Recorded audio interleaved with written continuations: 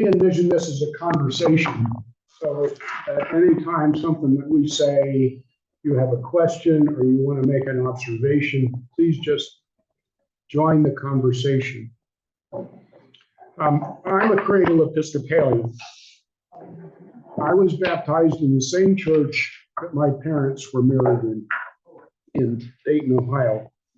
I became an acolyte in the Civil War era church in rural Maryland. I watched the National Cathedral be finished. And we've been members of churches in 9 states and of an Anglican church that was built in 1214. In England. In England, yeah. My journey is really shaped by my father's Air Force career and my years as a Boy Scout in Ohio, Maryland, and New Mexico.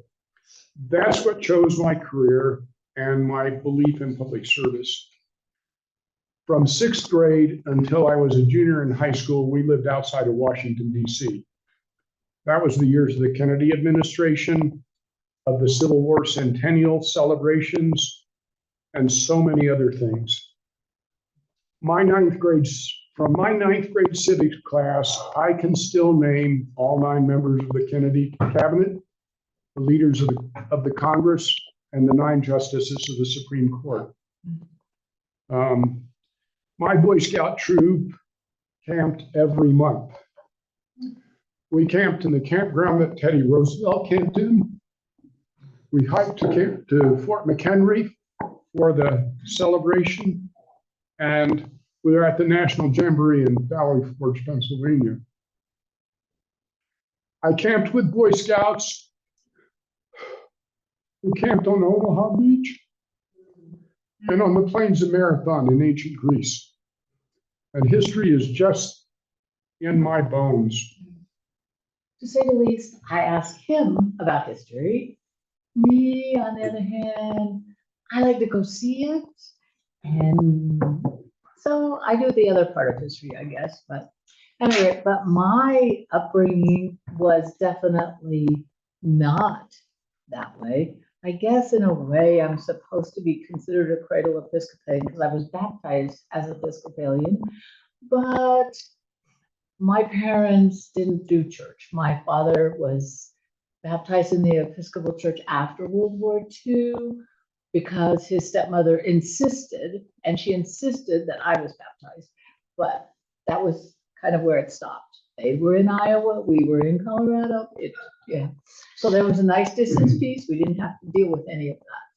So anyway, but my father was kind of the spiritual person of our family because he had been captured as a POW in the Battle of North Africa and walked to Poland.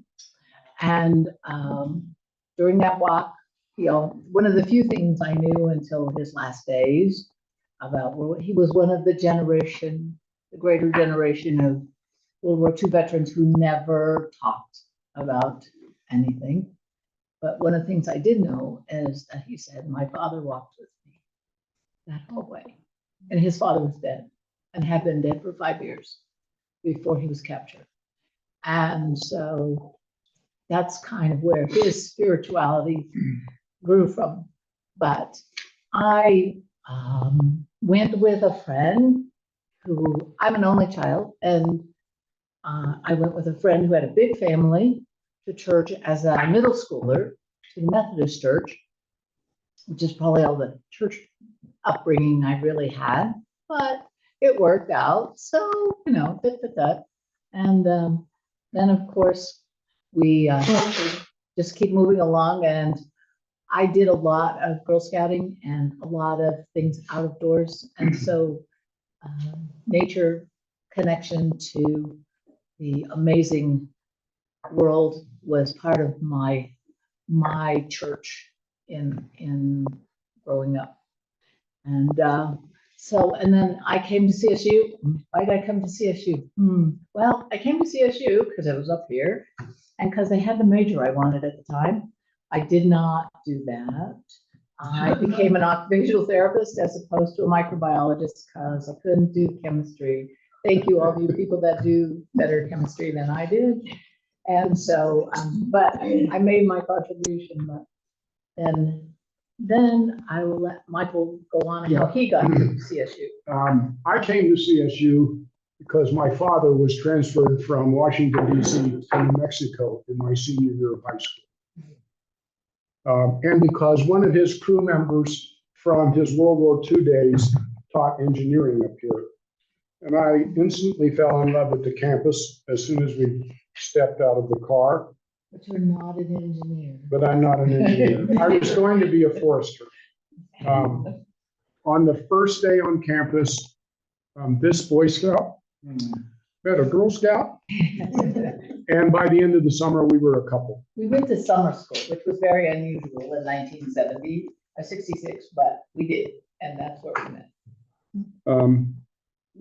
When we graduated in the morning. I was commissioned as second lieutenant in the Air Force in the afternoon, and the next morning we were married by Father Bacon in the church on West Elizabeth. Wow. Yeah. Yeah, our families never forgave us for that because, of course, the rehearsal was the night before, and it was all up here in Fort Collins. It wasn't where my hometown was because all of our friends were here, and we knew we might not see them again, so we did it all at once. At graduation, I found out that my father had been stationed with my roommate's father, and that we had been born in the same hospital 2 weeks apart. That person is Carl Andrews, for those of you who know Carl. Yes. And Carl. You were part of a group up here at CSU, before you go on. It was very interesting, a little group, whatever you call it. Father Carl, both of the Wengrovius brothers were in the group of people that we hung with, as well as Lou Blanchard. Who else? There was somebody else. There's somebody else. But anyway, They all went to become priests. And they're all priests. They all did something first and then became priests in the Episcopal Church and all came back to Colorado. And we all went to 1208 together and knew each other and were participating in things together. Small world. One of the things that St. Paul's did when we were college students was have dinners on Sunday nights.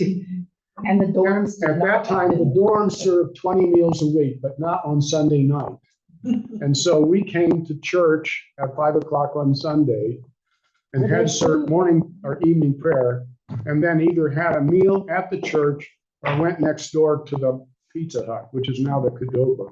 Yeah. But that's our participation in church as college students. My Air Force career sent us all over the United States. I went to war in Southeast Asia, and we were twice sent to Great Britain. I was what was called a morale, welfare, and recreation officer, and I was later a civilian manager in the same career field. We managed base support activities, dining halls, childcare centers, libraries, all manner of recreation facilities and activities for the airmen and their families. When we were in Cheyenne, I had a riding stable. When we were in Virginia, I had a marina. It just was whatever recreation opportunities you could make for the people on your base.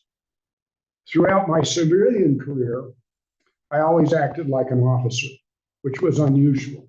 Most of the time, a civilian is hired to do a specific job, usually a daytime job, and at 5 o'clock they went home. You did not. I was not like that.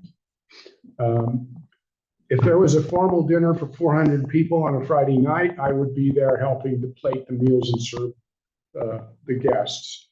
If my troops were deployed or went overseas, I was there at 3 o'clock in the morning to help load the plane and wave them off. And this was what I considered leadership. It gave me a really valuable perspective of what was happening in our organization. And it drove some of our my commanders nuts. I graduated from CSU with a degree in occupational therapy, which to this day I could go around and each of you would not be able to, many of you would not be able to tell me what an occupational therapist does. Some, yes, some no. But anyway, we are part of the healthcare profession. And as I always put it when I taught OT, we're the wash and wear people. We deal with all the things in life, bodily fluids, from feeding to toileting to bathing, all those things, and making people functional again. And your independence and functionality is pretty important to you, whether you're little or big. So anyway, but as a trailing spouse, I kind of worked here and there and there and here until later on, but I always worked with people, which was different than in my family. My grandparents had been a nurse and a dentist, but my parents were in business. And so I was the kind of odd person out. But I always did work with people, and they always seemed to find some job for me at different Air Force bases. When we lived in England, I had an experience which is probably the closest spiritual experience that I can share with you. I was driving home. The road that I was on goes across the runway comes down at the end of the runway. You're not on the runway, but you're right there, and the runway starts just next to the road. And for whatever reason, I took my foot off the accelerator and came to a stop 20 or 30 feet from the edge of where the runway was as a plane crashed in front of me. I should have been under the plane, but I wasn't. I watched the plane crash and watched them then try to get out, but they were too close to the ground and both of them died. They had brought the airplane all the way back to the runway rather than crash it in the village, and which was very close. And so from that moment on, despite my PTSD about noise for a while, I was like, I must be here for a really good reason, because there's not a reason that I was not under that plane, because it did hit the road where I was driving. And so that happened when we were in England, and I was like, I guess I should keep my eyes open, because there must be something for me to do. We lived in Air Force bases, on Air Force Base, we're in the small towns, and twice in England. In England, we had 2 different tours. It was wonderful. As Mike always puts it, somebody has to go, so we were glad to go. So our girls went to village school, and we did all kinds of history, can you imagine, and culture. The girls did guides and brownies and all those things. They got to do all kinds of unique things, like we went on a canal boat for a week, fastest the canal boat goes, and it causes problems at 4 miles an hour. You really travel slowly. The ducks swim faster than the canal boat, but it does give you time to see the world at a different pace, to say the least. The girls got to do all kinds of interesting things that we don't do for field trips in America. They got to go to nuclear power plant. They got to see a Bronze Age village up close in the Orkney Islands. So it was a different time and a different experience. And one of the best things my kids will still talk about is, why can't you knit fast like those ladies in the village? They would finish a sweater in a week. And I was like, not going to ever happen, but I like to knit. So you just get small things from me. You have to go order the sweaters from the village ladies. But anyway, I got to do some other interesting experiences as well. I had the privilege of sitting in this strangers gallery to watch a debate in the House of Commons, thanks to my British colleague. And the Commons is exactly like you see on TV. They're yelling at each other constantly. We watched a 20-minute debate on whether or not the people in their intelligence community should be unionized. When that debate was over, we had a second debate on carrier pigeon rules. And they were just as adamant about carrier pigeon rules as they were about national security. We were welcome guests in numerous parish churches in England, but I was never permitted to serve at the altar or read the lecture because I wasn't an Anglican. Yeah, doesn't count. Yeah, that's the only time I've ever felt like I was discriminated against. A basic expression of my faith is not a scripture, but the hymn that we sang this morning, number 293. I sing a song to the saints of God. It's the only song Jody believes that I can sing entirely on key every time. And You it's do it because, without crying. yeah, this hymn affirms to me what we all can be contributing saints, to be role models for our fellow man every day.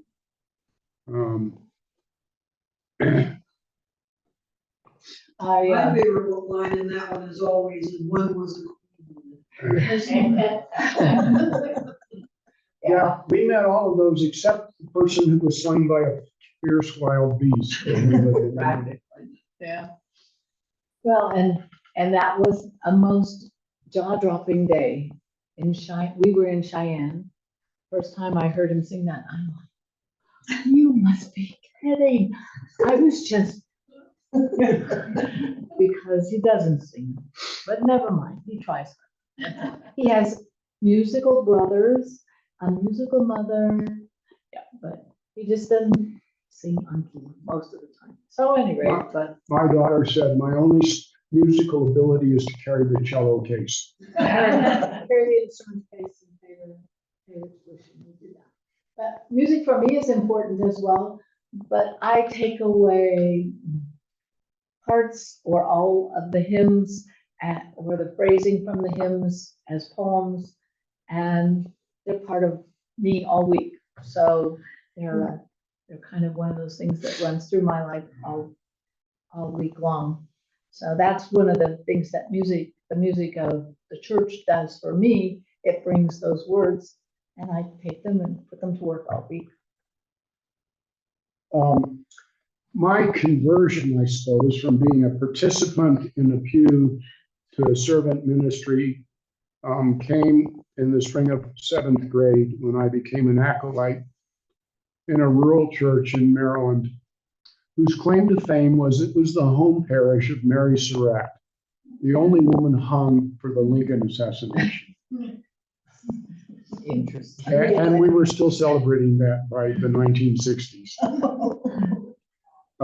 And I've served in almost every parish we've attended ever since. I've had 4 what I would call religious experiences. The first was 3 weeks after we moved to England, and I'm still inspired by the first time that our family celebrated American Thanksgiving under the great dome of St. Paul's Cathedral. We were celebrating American Thanksgiving with hundreds of other Americans and the American ambassador.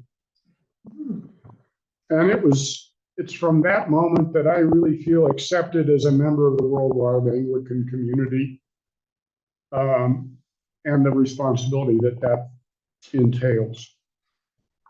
I'm throwing something here. But 2 weeks, less than 2 weeks after that, maybe less than that, was Lockerbie.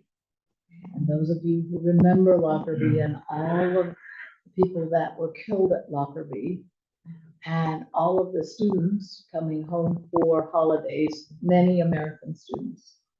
And although what Mike is describing was stunning, my faith was totally tested because we were sitting right next to where this all happened.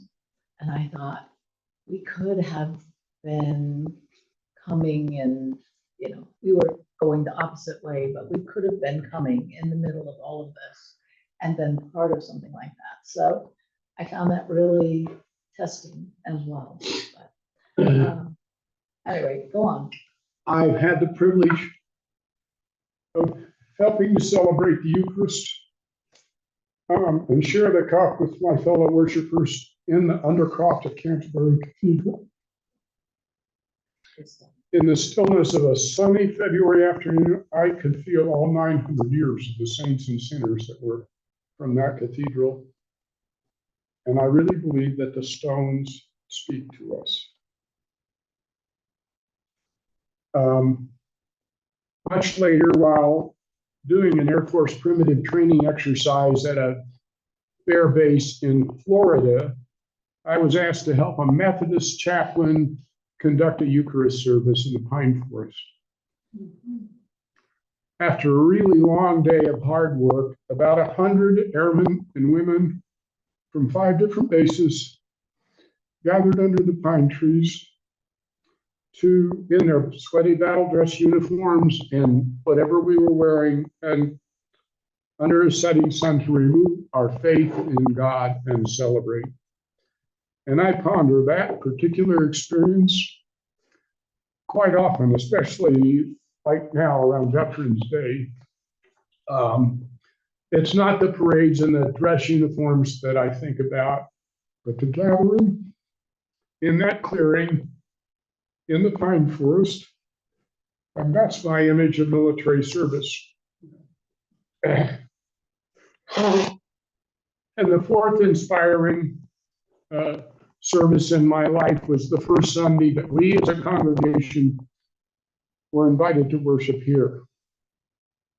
When Pastor Rick and the people of Trinity invited us to celebrate the 500th anniversary of the Reformation, that really makes me feel like we're part of one holy Catholic and Apostolic Church. Then there's me. That Christmas, after the October when we celebrated the Reformation here, we were in Germany. Our daughter and son-in-law were there on a sabbatical trade course. He was teaching at JFK School in Berlin. And we went to Wittenberg, which is where Luther did his work and published his 96 Theses. And it was stunning. I could not believe how much work it took for this event to happen. I was most impressed by his wife. I know this sounds maybe not part of the thing, but the woman was amazing. For one thing, she was a nun and then left the church and then married him. And then, minor detail, she had to handle everything. It was just the time, but she did. She said, well, we've got to have some way to make money. So she took in seminarians to live there, and he taught them, but she fed them and made sure they had a room.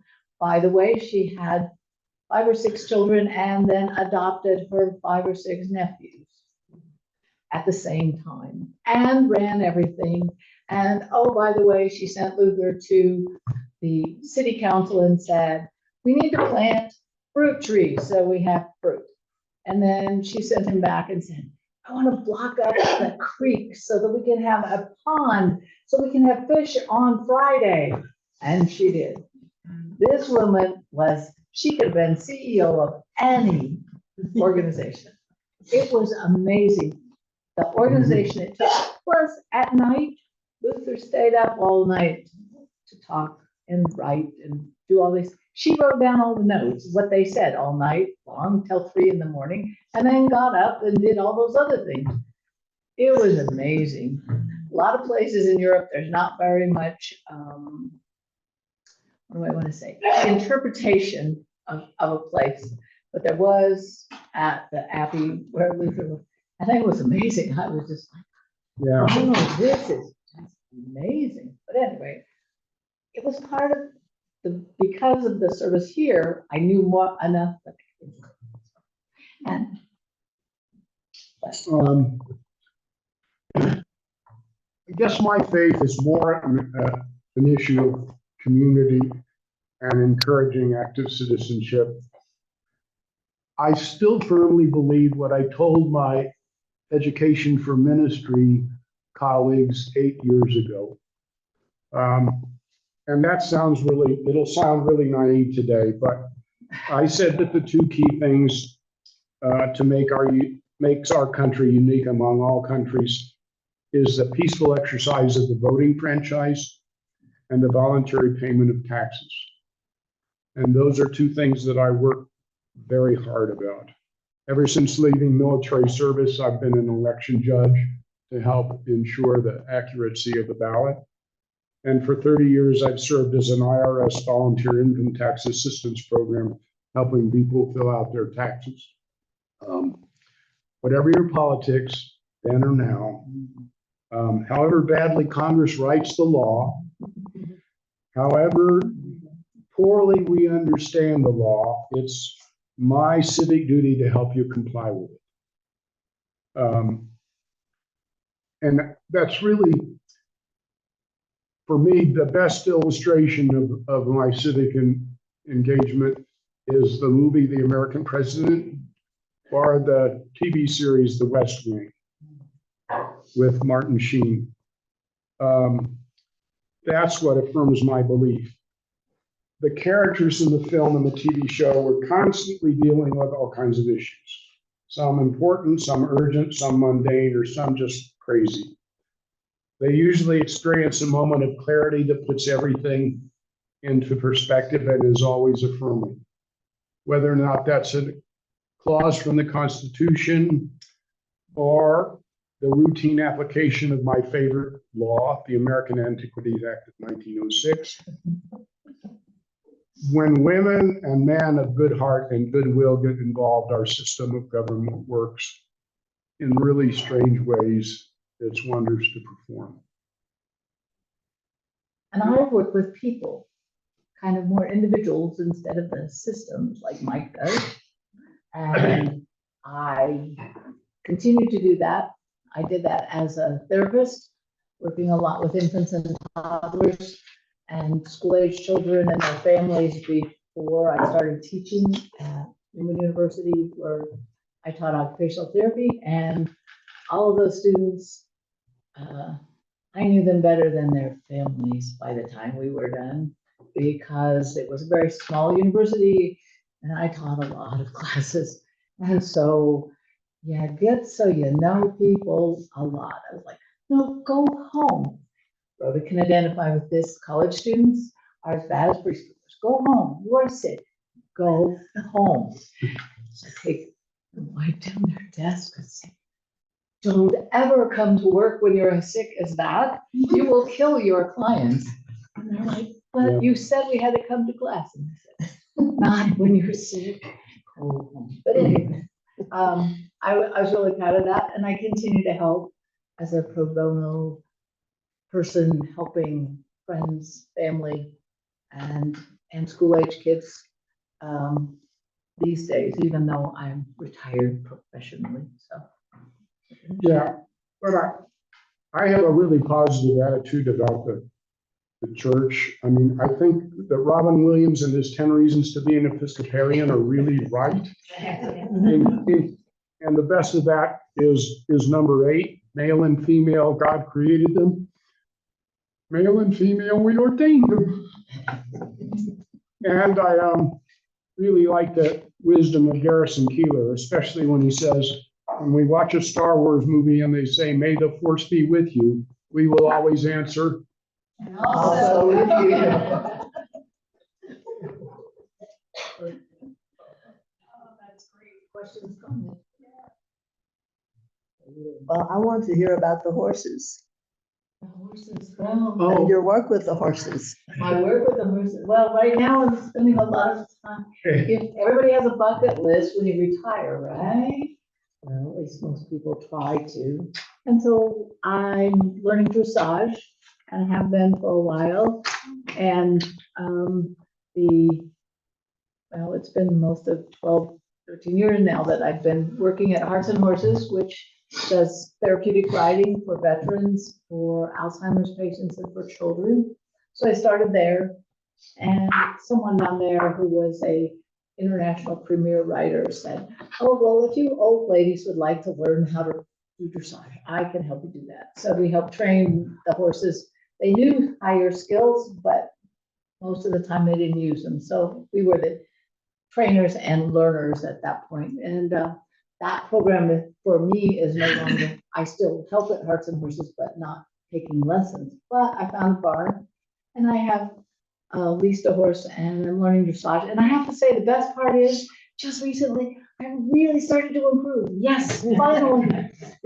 There's a Really backstory to this. Jody owned a horse and she lived in Pueblo until high school. And the whole time that we were a couple, when we finally graduated and got married, I had to break the news to her. The Air Force does not ship livestock. So she couldn't take the horse with her to South Carolina. We could not afford it anyway. But I promised her that when we finished and we retired, we could readdress that issue. Fortunately, she found a much cheaper way to ride than me buying a horse. I lease a horse and take riding lessons, so. But we don't have to pay any vet bills or buy a ton of hay a day. Or the farrier, yeah. So anybody that wants to see my videos can see the videos, but anyway, you cannot do anything else except focus on writing when you're writing. Between learning something that's very subtle and discreet, and you're not supposed to be anybody tell what you're doing except a horse. And horses are very intuitive, much more than I ever knew. Because most of the time, we won't say all the time, but most of the time, I have to think the command rather than say the command. And my body responds because of motor memory and I get there, which is very exciting. Yeah. As opposed to trying and trying. I have a very good horse who was a lesson horse which means that he knows, you don't know how to do that. I'm sorry, I'm not doing that. And Yeah. so sometimes you have those moments, you're like, okay, I'm not ready. I can tell. But he's just like our dog. He responds to treats. Yeah. We buy a lot of carrots. Anyway. Well, I'm inspired by the horses because I grew up on horses, but Western, because I grew up in New Mexico. And once you fall in love with a horse, you never get rid of it.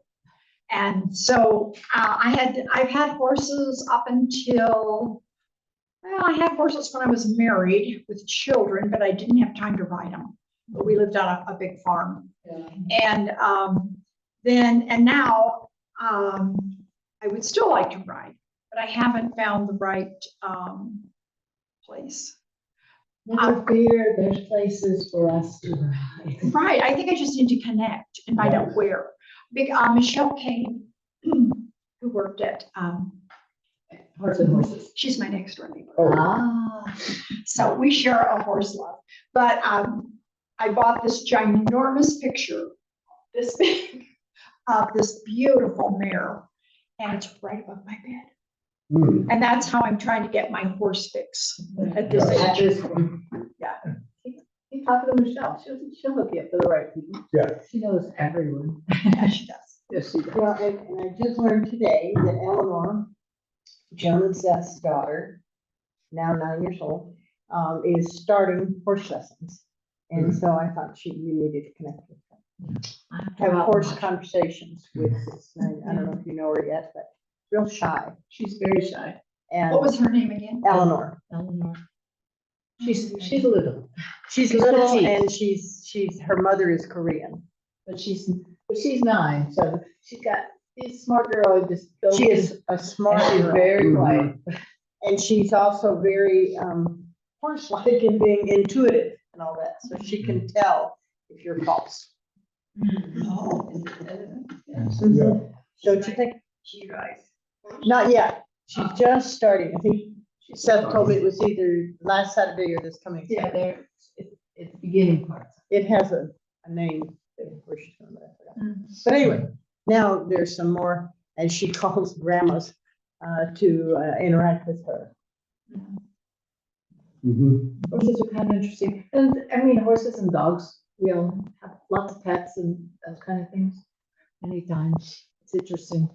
The horses, I don't think most people, unless you catch the bug like Claudia and I, you don't realize how intuitive they can be, which is why they, at Hearts and Horses in Loveland, the children with autism, the horse is actually very magical. They connect with those horses amazingly deeply, very, very deeply. It's such a spiritual connection in my mind, you know, I was, Friday was trying to write a sermon and no sermon was coming. And I finally realized that I was all melancholy and I couldn't figure out why. And I posted a picture of my mother who had died, and her picture is on the altar. And when I did that for this app that I'm on with, I share with friends, all of a sudden I start crying. And our dog Maggie just immediately made a beeline for my face. Lick, lick, lick, lick, lick, lick. And it's just that intuitive nature, and it just makes me realize how connected we are.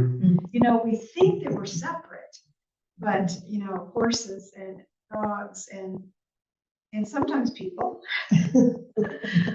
remind us that we are not separate one from another. I just, one little piece about horses, my grandson is profoundly disabled. And horse therapy was something we were able to get him into for a while, not currently, but, and he cannot hear. He has no auditory nerve. He does not speak. He's very physically limited. But the horse always was kind with him. Doesn't matter. You had to help him on, and someone always rode. Well, depended on which group we were with. Sometimes they could walk. They knew enough, had enough intuition to walk beside him. And At Hearts and Horses, there's 3 people. There's 2 for a person like your grandson. There's 2 sidewalkers on either side and a horse leader. So it takes 3 people to do it right. Plus the instructor can be one of those people or not, but for safety purposes, because you have to have. I stopped sidewalking because you have to have your arm on the client, and you have to be able to take them off. And someone as tall as your grandson, even as a teenager, I wouldn't have been able to take him off. You have to be able to reach up and take them off if the need comes up. Because horses are herd animals and they worry about things that they don't understand. And 1,000 pounds is kind of bad, but they're very intuitive. And part of that is, as recently I've been told over and over and over, remember, a horse can tell if there's a fly on their back. So they can feel if you make the slightest change in your body balance and the cues that you're giving them. And so they're very sensitive in many ways, even though they're very large. And it hurts a lot if you get stepped on. And they smell so good. Sometimes you just want to go put your nose in their little withers just to get that endorphin. Yeah. When I was a child, I used to walk through the horse manure every afternoon to take home the smell with me. There you go. There's another. Yeah, I love the smell. My husband always loved horse manure smell. He had a horse when he was young, and he always got horse manure for our gardens because he liked that. it's great for gardens. It is great for gardens as well. I want to return to talking about your OT experience, because I am such a fan of occupational therapy. Thank you, Lord. Yes, from the time I broke my fingers in my hand, and I learned a lot about occupational therapy then, because they were the people that helped. We do hands and eyes specifically. Yeah. As well as functional. Yeah. But things like giving me little hot baths, my hand a little hot Paraffin baths. baths, did you get hot paraffin Yeah. bath? Oh, that's the ultimate. I know. Hot paraffin. So it was like this tender care combined with really specific knowledge and exercises and things. So yeah. So, Oh, geez, yeah, because of the name, occupational therapy, it's been kind of problematic through the years. By the time the national organization got around to saying, maybe this isn't such a good idea. It was too late. We had people who had specialized in hand therapy, as Lori met. We had people who specialized in stroke recovery. We had elder care. We had infants and toddlers. We had preemies. We had vision. We had so many areas that you couldn't just pull one. Occupational therapy grew out of World War I. We were the people that taught the shell shock, as they were called at that time, soldiers, how to, through our therapy with teaching them how to use tools and machines so that they could go back to work, getting their skills back up to the point where they could do that with their hands, their body. And physical therapists, as well as self-care, I guess, also. The physical therapists grew up next to us, and they were purely doing the physical thing, mostly around mobility, being able to walk, or as close to walking as you could. And so we had a mental health side as well as the physical side of. So OT students take all of the mental health classes that social workers take, many of them that social workers take, as well as all the physical classes and the neuromanagement. When we were students, I never quite understood what Jody was doing. She was the only girl with her other occupational therapy students that were allowed to go into the veterinary medicine building because that's where the cadavers were that they studied anatomy. She took woodworking. She took all of these mental health classes and psychology and all of that. And I was just trying to figure out what is she going to do with all of these different classes. And then there's his father who kept saying, you know, we need to find someone who can really help with this, as his mother was, her skills were decreasing. We need somebody that could help with this. And I said, that's my job. He said, no, we need somebody who could really specialize. And I said, okay, and you just have to give it up. And I said, I can help find one of those people, because he never believed that I knew what I was. But yeah, OTs, the thing is that we're trying to keep people at home, get people back home, get them independence in their own self-care, feeding, and then you move out from your own self-care, just like you do as a child, moving from the family out farther into the community. So that's what we do. If you need more advice, I'm the person.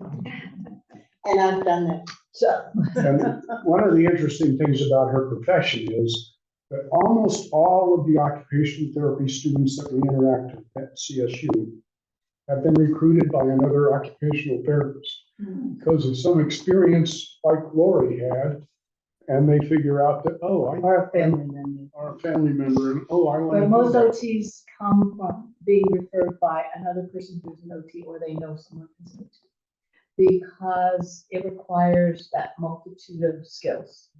It's not just one area. And so much creativity. That's Yes. amazing. Yeah, Yeah, it's a wonderful outlet for creativity. Yeah. Yeah. Because you have to come up with something different. I have to come up something different.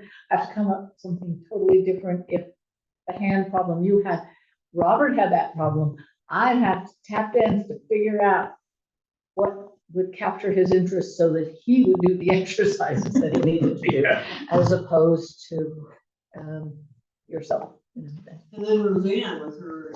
yeah, after her stroke. Yeah. Yeah. Something different and very creative. You have to, because if it doesn't speak to the person, it won't work. And I think that's kind of true of our faith. If it doesn't speak to that person, it doesn't work. And they may come for a while, but they're the person that leaves when they can, or they don't come back. Well, and then there's Mike's work as a tax man. I mean, he just makes everything seem like. Nancy's in my it's- I'm going to take no credit for Governor Polo sending you back your $84. Oh, no, you don't have credit for that. But he's helped me so much on my taxes because he finds it really interesting to untangle the box of receipts and pieces of information. And Yeah. it's not Very my thing. patient. We make a good pair because it's And not now- my thing. I'm really doing, I do this with CSU accounting students. I'm mentoring them in the process of interviewing clients. Because after they work for us doing taxes on Saturday with other college students and with members of the community, it'll be the last time after they get their CPA license that they'll talk to somebody who made $30,000 last year. Yeah, because as a CPA, you won't. And that's the hardest thing for them. Mike always comes home and goes, ooh, they can't talk to people. This generation especially, they do not know how to talk to To people. people, And then he comes home and he said, today they were really amazed. The person lied to them. no, the person did not lie to you. He just told you what he heard on CNN last night. He said, yeah, but some people intentionally lie, but other people unintentionally figure that they get both things, you know, and whatever. Yeah, I And mean, that's- and it's all Congress's fault. Why are there 4 definitions of a child? Because at 4 different times, the law was changed to do X. Anyway, don't get me off on that. That's one of the soapboxes, Jeff. Yeah, that's one of my soapboxes. But that's why I do help people with their taxes. All right, thank you for letting Thank us. Thank you for sharing. Thank you for sharing.